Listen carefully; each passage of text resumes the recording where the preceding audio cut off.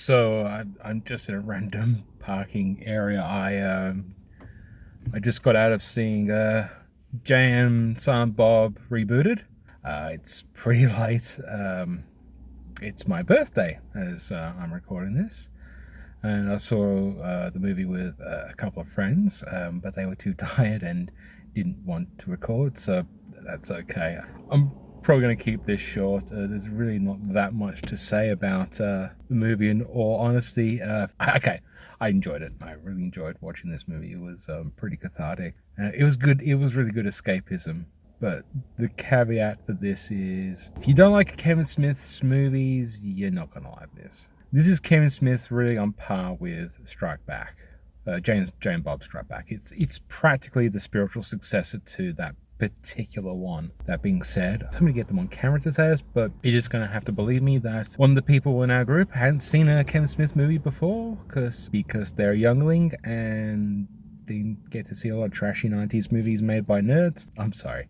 That's just to get a deliberate rise. But they enjoyed watching it, and even though they didn't get a lot of the references and a lot of the jokes and stuff like that, they got enough in it. And like Strike Back before it, this is very much a movie that's got a lot of in jokes, a lot of references to Smith's earlier work. It's like, say, Strike Back was kind of that thing of like, hey, I'm just trying to, go out with a bang with the View Askew universe. This is like, I'm making a fan film for my career and for everyone in my fans. It does feel low budget, admittedly. It's probably this, as in like, this is not a blockbuster movie.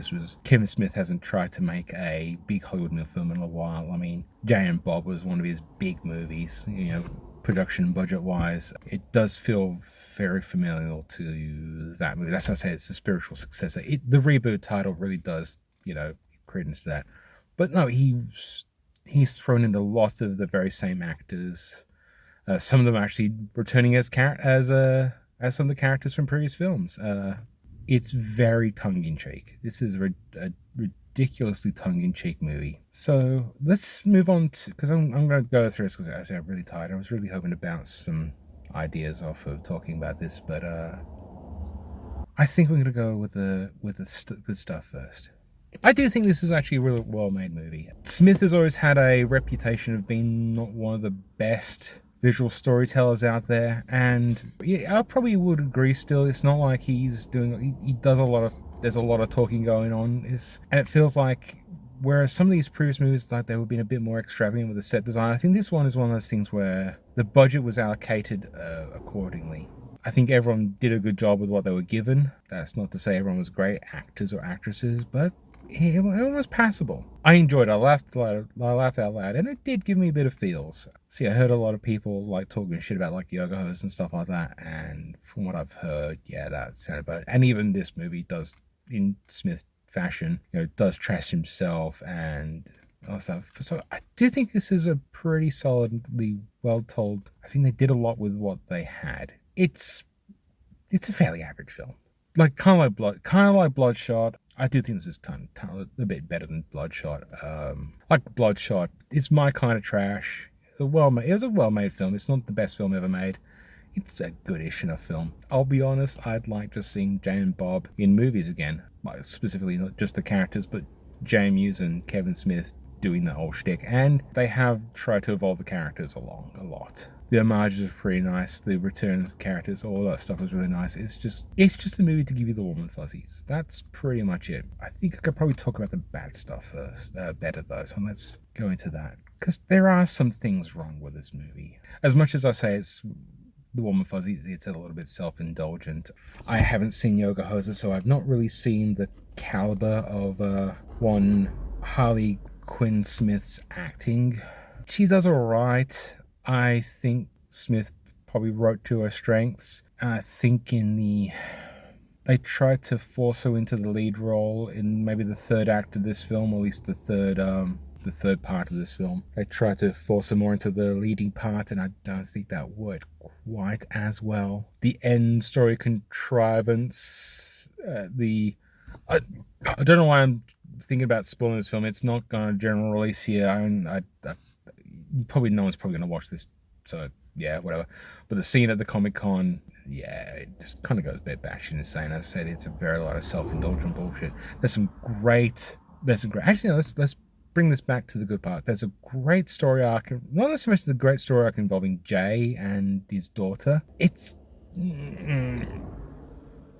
it feels a little bit tried and cliche, but it's actually when Ben Affleck turns up as Holden from Chasing Amy, and that where his whole scene is essentially the heart of this film. That where it feels like the heart. That's where it feels very blunt and in your face.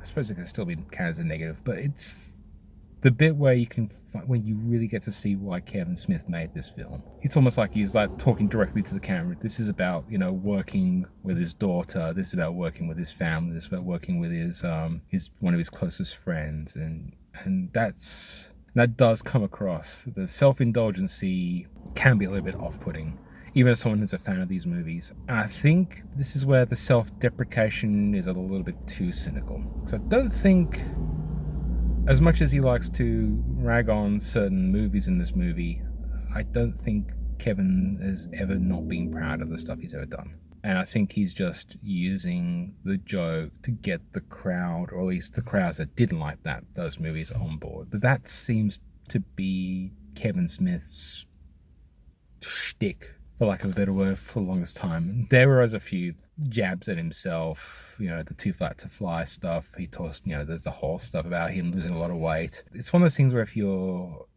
know enough, it's a little bit too much. There's enough nods and winks that I'm surprised no one got a fucking sprain doing this. I'm probably nitpicking, but it is. I enjoyed it. But it is a fairly average. I probably buy this.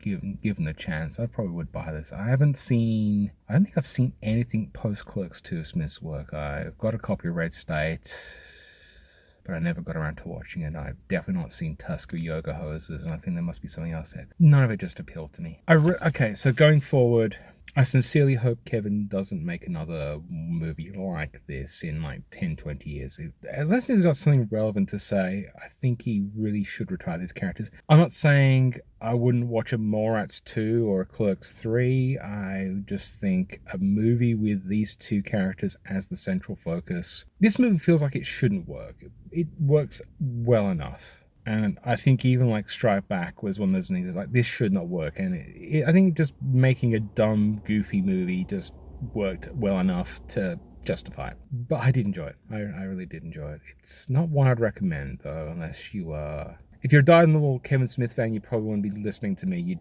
gone out and watched it. Again, I took someone who didn't know anything, but I also know that this is probably going to be one of those movies that they would enjoy. It's got enough to keep a general audience in there, but it does need that 25 years with a backlog to really truly appreciate it, I think. Everyone had a good time, at least in my group had a good time. I think we were probably the ones that are laughing and cheering the loudest, but that seems to be a common recurring theme. People are now just going to the cinemas and just doing this. Entertain me. I shall not react. It's so gauche to react to a cinema, darling. Why are you applauding? They can't hear you. Yeah, I don't like that argument. If I enjoy something, I want to be vocal about it. If it's funny, I'm not going to laugh. I'm not going to inwardly giggle. What would I give this? I had a good time, but I'm not sure it's a great film. Really a greater film. I really don't usually give things a 6. But I think that feels a bit right. It's above average, but I don't think it's good. I don't think it's worth a 7, because I don't think 7 movies tend to be pretty good. Not great, but pretty good. And this is a good film. So, yeah, I'll give it 6. 6.5. Yeah, click, like, share, subscribe, all that other bullshit. I'm going to go home and sleep. Night.